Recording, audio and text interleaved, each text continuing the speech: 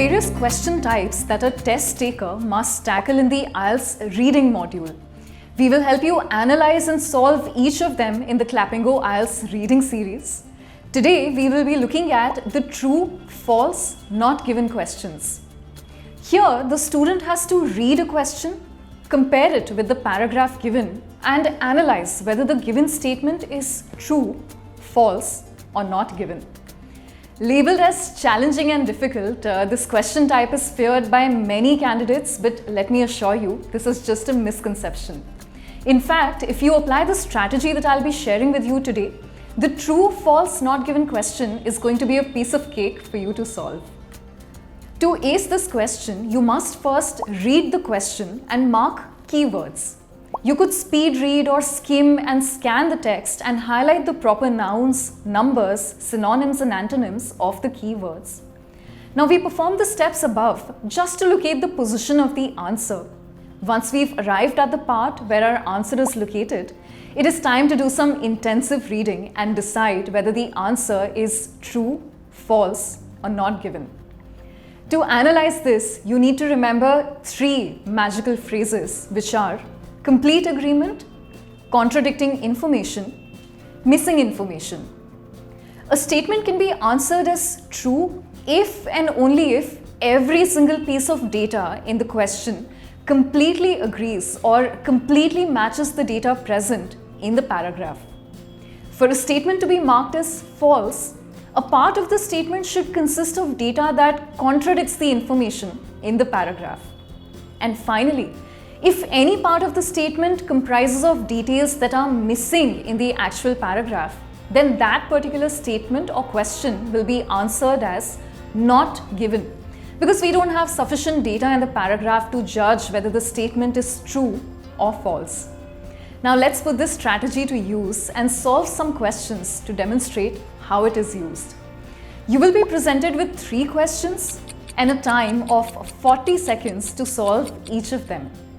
Read the paragraph and analyze whether the question statement completely agrees, contradicts, or is missing from the paragraph.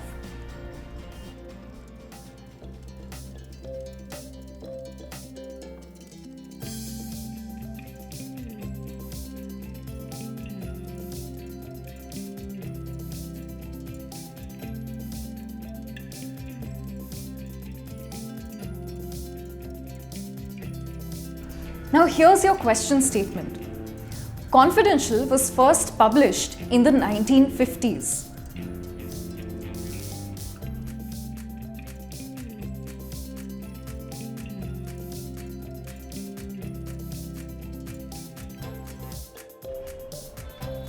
So from the text, we see that Confidential magazine had the highest sales in 1950s, but there is absolutely no mention of when the first copy was published, right? Since this data is missing from the paragraph, we cannot analyze whether the statement is true or false. Thus, the answer is not given. Here's another paragraph for you to look at.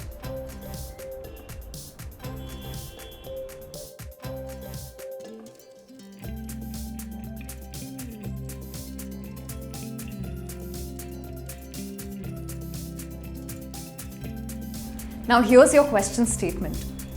At Henry's house, the celebrity's ability is linked to their celebrity rating.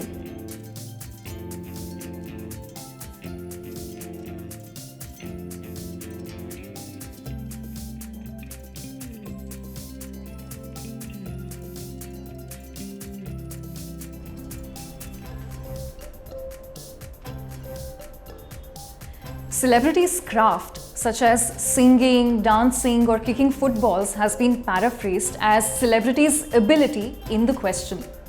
Now, according to the question statement, the celebrity's ability and their rating is linked.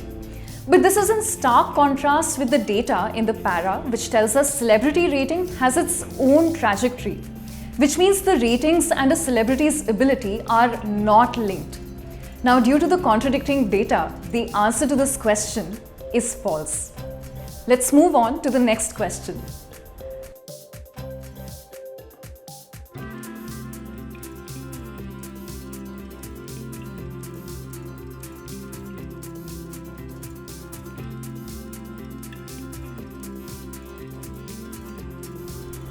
I hope you had a good look at the paragraph. Here's your question statement.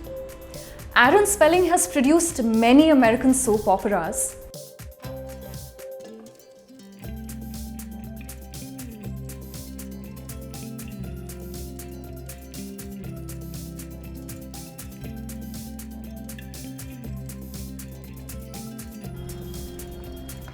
We can clearly see that every single detail in the question statement completely matches the data in the paragraph where Aaron Spelling produced American soap operas. That's a check.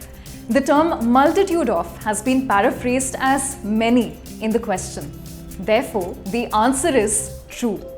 See, after applying the strategy, the true, false and not given question doesn't seem that hard now, does it? Share your thoughts, and if you have any questions related to this question type, do let us know in the comments below, and we'll see you in the next lesson.